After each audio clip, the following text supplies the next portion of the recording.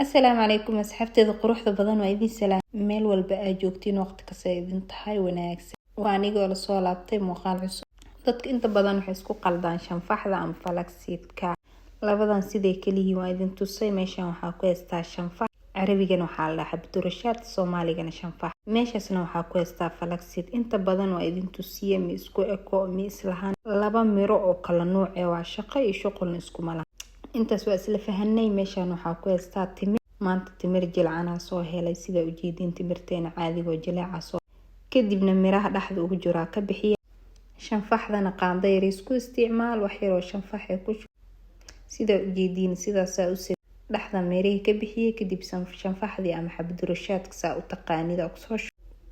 waa anigii hadda yani timirta dhaxda ka geliya kadibna meeshan soo saartay wax walba sidaan u sameeyay tiri isdhaafna ka sameyso ama 7 xabo ama 3 xabo inta aad jeceshay waa kana digsiga soo qaad waxa soo galiyay dhagayare iyo sisi gabdha abaayaal waxay soo dhaheen caadada ma saxda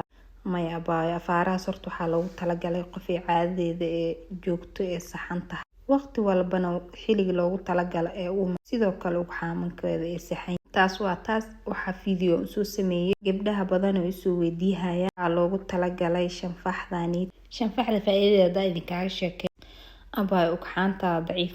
aada wareer ma qabta dhiiga si fiican kaaga socodka waqtigooda uu gaarin oo kale caadada ay ka tagto daadooda ma gaarin laakiin caadadu way ka guurtay intaasoo dhan way ku sixi doontaa alla kasko insha Allah waxaa dhihi lahaa shanfaxda sidaan u sameyso subaxdii adigoo afkaaga qabo waxba aan sameyso 3 xabo oo timir ah dhaxda shanfaxa ka gelis hadii aad timirta jeceshahay 7 xabo ka dhigo sida ognahnay sunnada waxay tahay timir isdhaaf